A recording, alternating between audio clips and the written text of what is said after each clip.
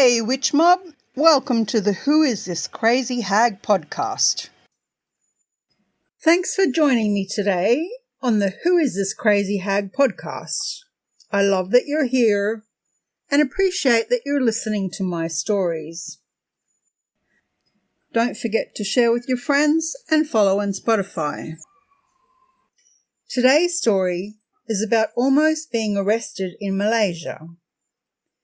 It's actually some kind of miracle that I have never been formally arrested or charged with a crime.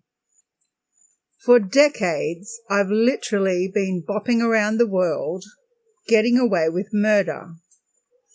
I'm not going to list my transgressions, but I have definitely tap danced on the wrong side of the law more times than I care to count.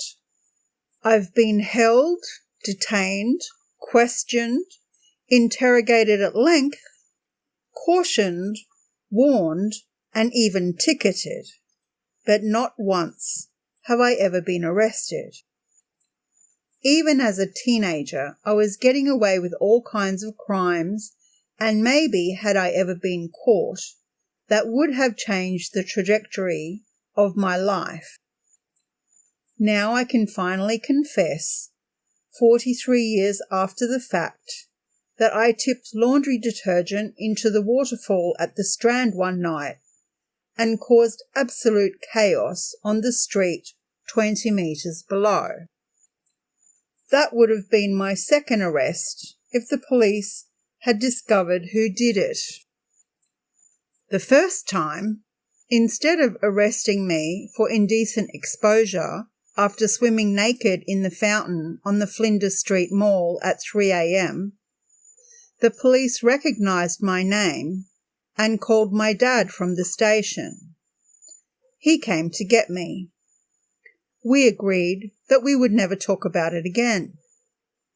From a young age, I treated the law as a suggestion and authority as a joke. Dad taught me that getting away with a crime was totally doable. All you had to do was do it alone, never tell anyone you did it, and make sure you weren't seen while you were doing it. These days, getting away with a crime is a bit harder. Phone tracking, DNA, cameras everywhere. I wouldn't even try any of those things now. But that night in Malacca, rabble-rousing with a bunch of drunk friends, I once again found myself fleeing from men in uniform.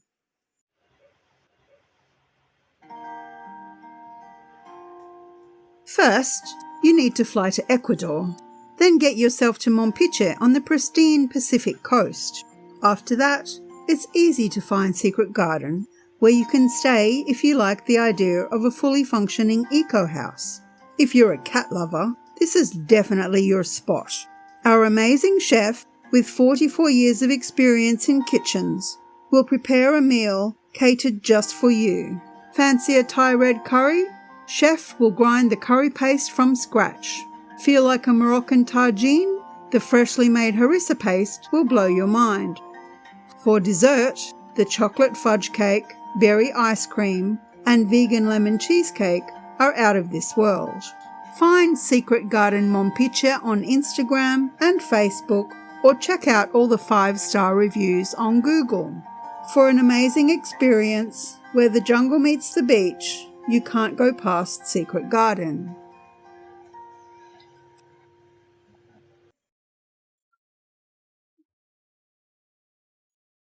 This story takes place in Malaysia. It's called Bushwhacked. The Wigs and Sequins party was set to be a big Saturday night out. I spent the afternoon making outrageous wigs from leaves and flowers with my flatmate Jason. As night approached, we covered our faces, arms and legs in several shades of glitter before we went to meet Boaz and Kate. It was too hot and humid to dress up in fancy costumes, so we all wore cheap cotton shorts and tank tops, covered in trashy sequined motifs we found in a market nearby. We picked up Martin and Jayla on our way to the party and walked through the jammed streets of Malacca to the minibus stop. Amazed locals couldn't believe their eyes as our troop of half a dozen giggling orang-asings in glittering costumes and fluorescent colours and wearing strange wigs made from paper, straw, wool and plants pranced down the road. Orang-asing, as opposed to orang-utan, is the Bahasa Malay word for a foreigner or stranger. We waved and said hello. The locals giggled and waved back. Getting to the party was half the fun. We climbed into a passing minibus and told the astonished driver where we wanted to get out. Laughing and joking all the way, we headed across town to Bruno's house. It was a steamy night in mid-March. Tepid air blew in through the minibus driver's door as he sped recklessly down streets and swerved wildly around the turns, almost on two wheels. Our bottles of liquor rattled loudly as we screeched around sharp corners. Hot, we opened all the windows and lazily fanned ourselves with a damp newspaper someone had left on the seat. Sweat dripped through my hair and trickled down the back of my neck. My nest-like wig itched. The glitter, smeared all over my skin, became sticky and irritating. Before I had time to go completely insane, we arrived. As we neared the house, the vibrations of hard rock boomed down the block. 2 minutes later, I sat on a sun lounge in Bruno's backyard, sipping cold beer and puffing a big fat joint. Malaysia has always been good to me. When I first arrived in Malacca, I wasn't sure whether or not I liked the city, or if I wanted to stay. Within days of checking in at the bottom-rung budget Bamboo Inn, I had a small circle of great friends and the prospect of a teaching job. Martin was a North American computer consultant working for a foreign company in Malacca. His Italian wife Jayla worked in the textile industry. Boaz and Kate taught English at a primary school, and Jason taught at a private language school. Bruno was a businessman with a dubious reputation. While I was in Malacca, I never found out exactly what he did for a living. Patrice and I met one afternoon while I was buying a salad from a popular hamburger chain at the sprawling Makota Parade shopping mall. The mall was straight out of Generica. Every shop was exactly the same as every other mall everywhere else on the planet.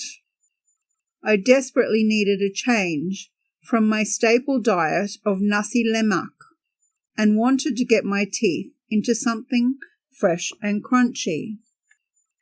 Nasi lemak is coconut rice with spice. It can have peanuts and cucumber and a whole bunch of other stuff, but the base is rice. These days I don't eat much rice. I'm not really a fan, but put some coconut rice on the table and I am in. It was the only place for miles that sold ready-made fresh salads. Patrice came racing through the door and promptly tripped over my foot. We became fast friends, and she introduced me to her social circle. A few months later, Patrice was gone, but the friends were still there, and thus began my love-hate relationship with Malacca. One of our favourite haunts was a seedy dive bar in a dark back street called Kowloon on the 5th floor of an old building. It was a regular hangout for young Malaccan yuppies who liked to pay a small fortune for the opportunity to chill in tacky surroundings, drink watered-down, overpriced alcohol, and pretend they were cool. Sweat dripped down the walls, and sawdust-covered vomit often featured in the corners. Boaz and Kate took me there on my second night in town. Boaz pretended to be a foreign journalist, and I posed as the photographer with my big fancy camera. Kate, armed with several notebooks and pens, was our assistant. Okay. On the one hand, we were young, dumb, and broke, just trying to get by however we could. Besides, we all had fake press passes we'd bought in Khao San Road in Thailand at some time or the other. On the other hand, the owner of this place was a super dodgy dude with his fingers in all kinds of illicit pies. So if he couldn't figure out we were scamming him, then what can I say? Samad, the sleazy bug-eyed manager, fell over himself to take care of us. Our cover story was that we were travelling writers, compiling a book about the best places to hang out at night in Malaysia. We told him we based ourselves in Malacca and travelled all over the country every week to check out the nightlife in different cities. Samad loved us. He was head over heels in love with Kate. She flirted mercilessly with him. That first night, I pretended to take photos of the tubby little egoist, and Boaz pretended to take notes about his hideous club. We drank gallons of his icy cold beer and massaged his massive ego. At some point, we promised him a full-page ad in our book. During the time I stayed in Malacca, we went there a dozen times. My friends and I never paid a cent for anything at Kowloon. It was the best scam ever. A mix of old and new, Malacca was peppered with fascinating tourist attractions, nestled side by side with modern shopping complexes and corporate offices. Despite being a commercial centre and busy port, the city had enough historical sites of interest to keep us enthralled. When we weren't shopping for local handicrafts in colourful Jonker Street, the main street in Chinatown, we frequently went sightseeing around the city. One day, we visited the replica of the Malacca Sultanate Palace, which had been reconstructed based on descriptions from 16th century Malay annals, Sejarah Melayu. Located at the foot of St. Paul's Hill, the magnificent wooden building was the only one of its kind in Malaysia. We were awed by the rare glimpse of the ancient Malay kingdom the museum and its artefacts offered.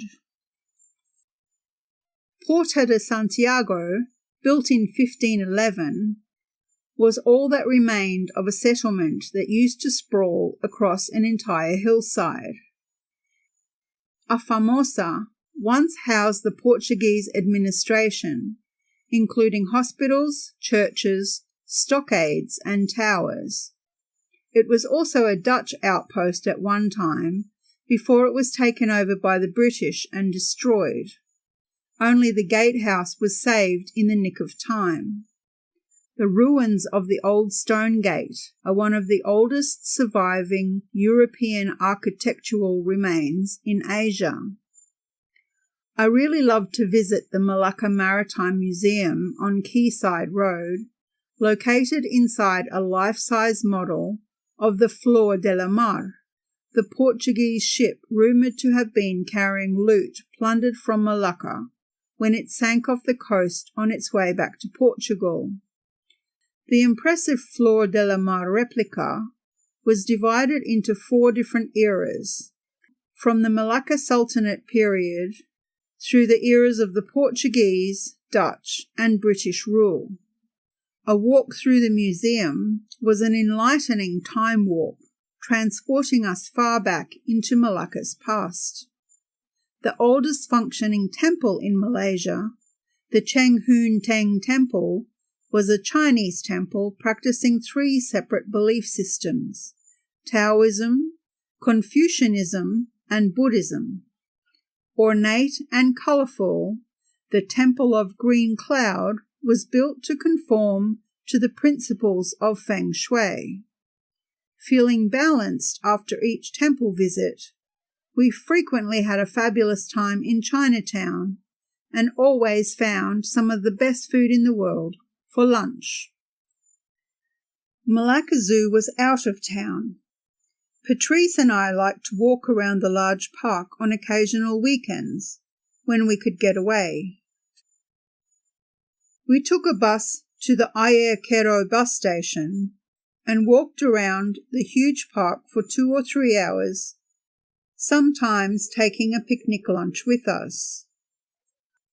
The animal enclosures didn't impress us, but the space to wander round without being bumped by passers-by was like a short visit to heaven, allowing us to momentarily escape from life in the buzzing metropolis.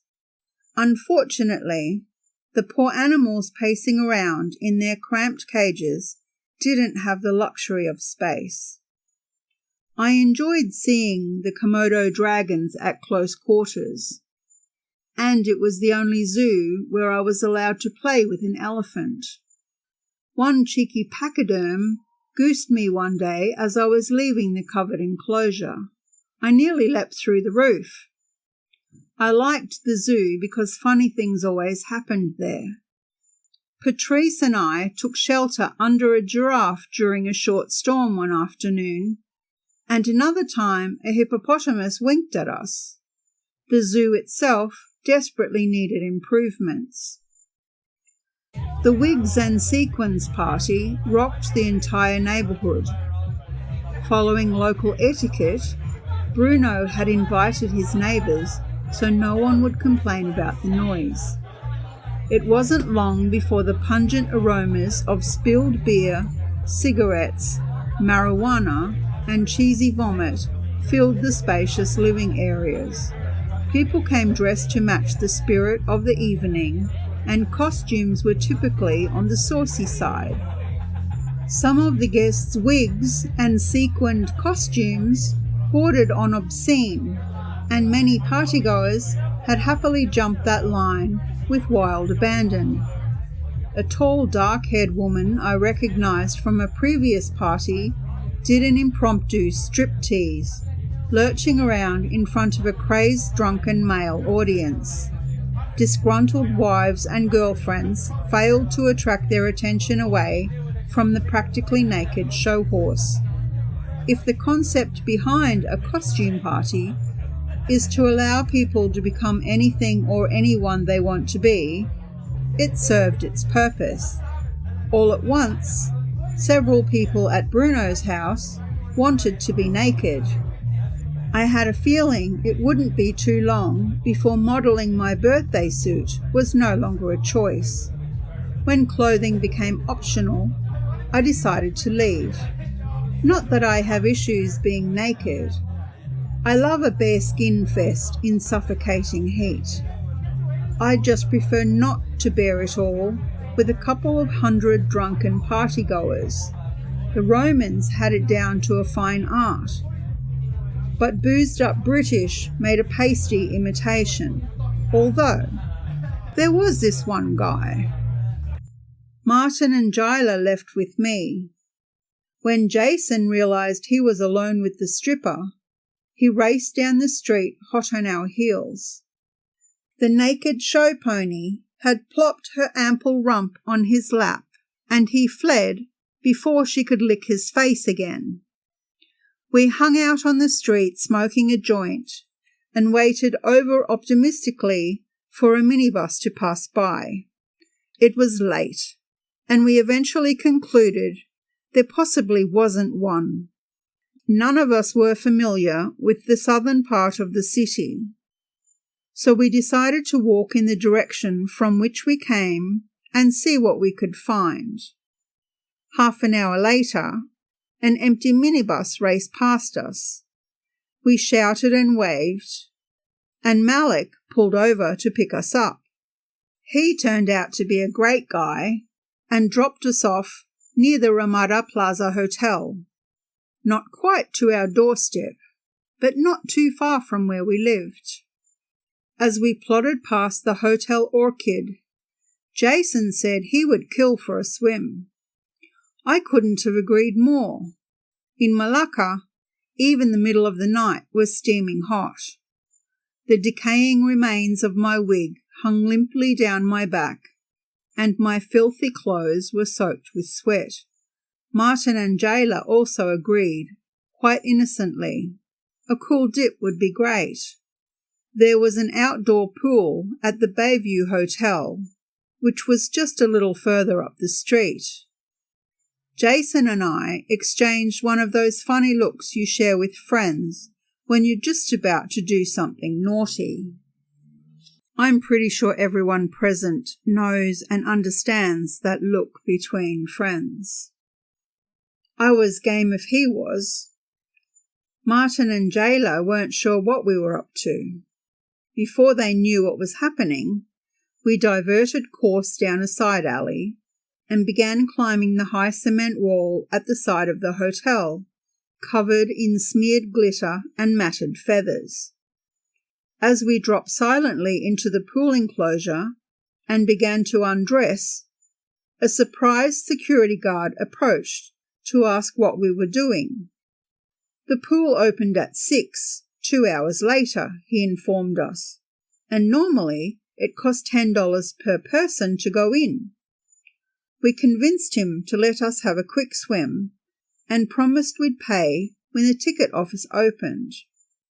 Unaware of our proclivity for scams, he agreed to let us swim, no doubt looking forward to the prospect of seeing the rest of Jayla's stunning body clad in designer underwear. In the water, the humidity forgotten, we had a blast, still a little stoned and happy to have cool water on our skin. We romped and frolicked like children. As the sky lightened up, the pre-dawn chill coursed through our bones.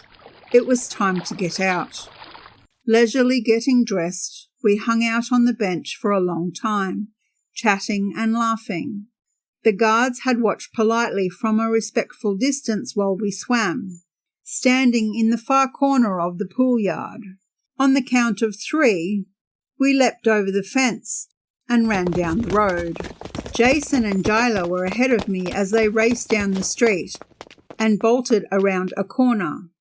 I couldn't hear Martin behind me, but assumed he would be there somewhere. I could hear the irate guards shouting as they jumped over the wall and angrily came after us. My feet pounded the pavement. I knew I wouldn't last long. It was too hot, and I was too tired. Running as hard as I could, I rounded the corner and dived headfirst into the shopping mall's little corner garden. Curling myself up into a small ball, I did my best to resemble a bush.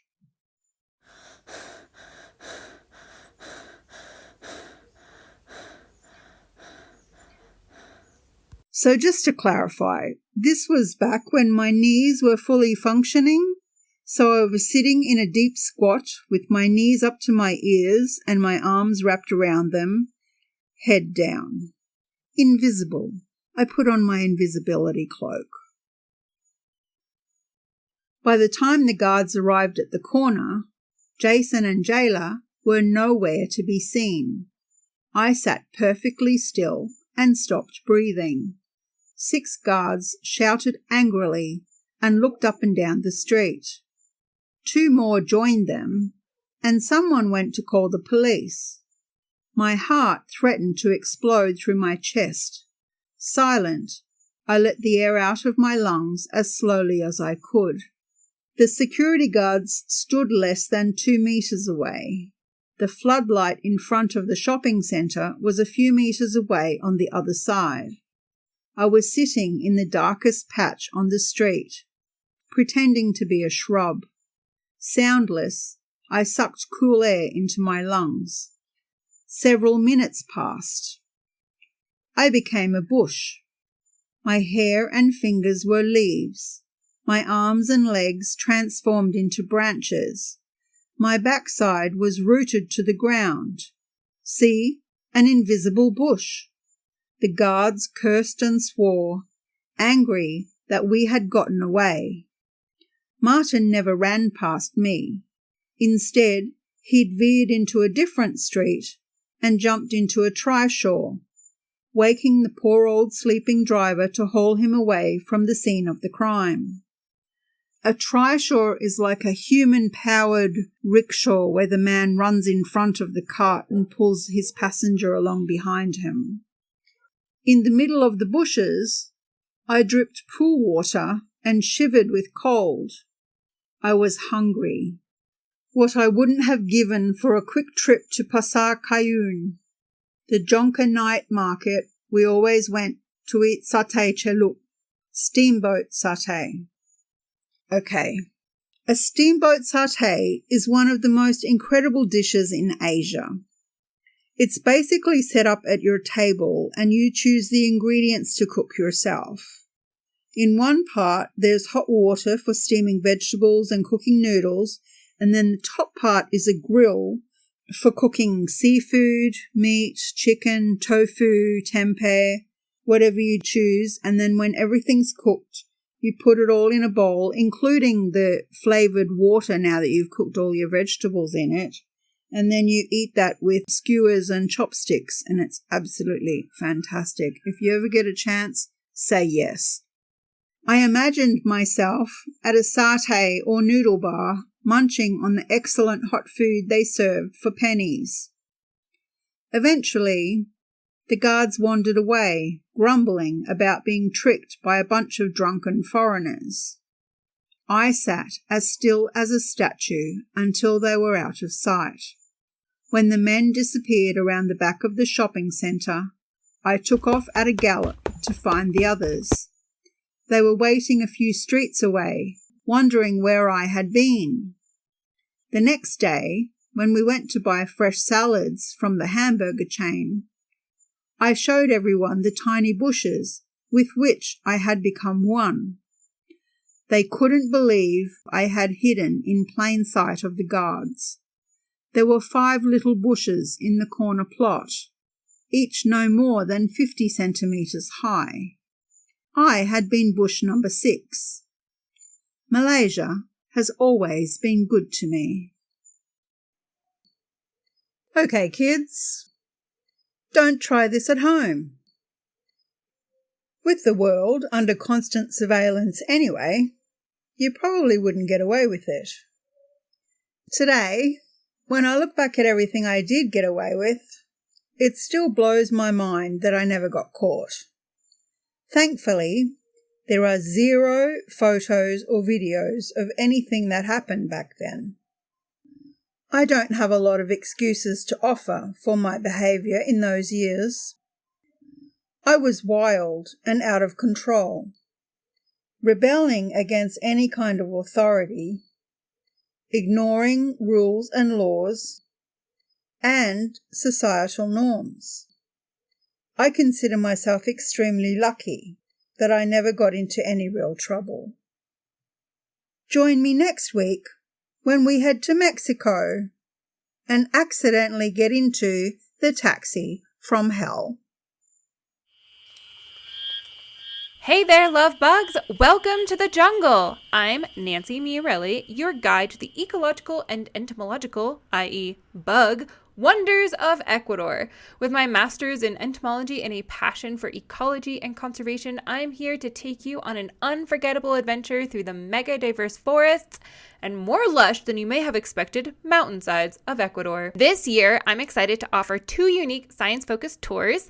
Join me for a nature journaling course where we'll sit in the grass, sketch, observe, and reflect on all the creatures and plants that we discovered. Or dive deep into evolutionary theory on my evolution tour, where you'll see what you learned in a book that one time growing on the side of a tree. Ready to embark on a journey of discovery? Visit www.scibugs.info, that is Scibugs, SCIBUGS, to learn more or find me, Scibugs, everywhere on the internet. Let's explore Ecuador and all it has to offer together.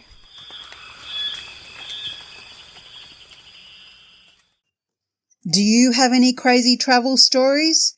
What's the most insane thing that happened to you while you were on the road?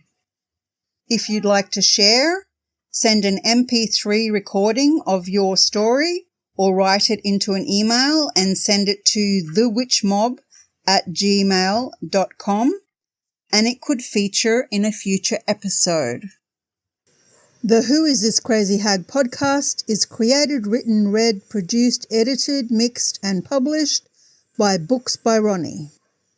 If you'd like to grab a copy of Few Are Oo Travel Tales I Never Told Mom, find the paperback on Amazon or email thewitchpod@gmail.com to get an ebook. Also, let us know via email or on Blue Sky at thewitchpod if you're reading in a book club or a group of friends so we can give you a shout out. Don't forget to tell us where you are in the world. You can visit The Witch Pod on Spotify, YouTube, Amazon Music and Castbox, and also Substack and Patreon. See you next week. Bye!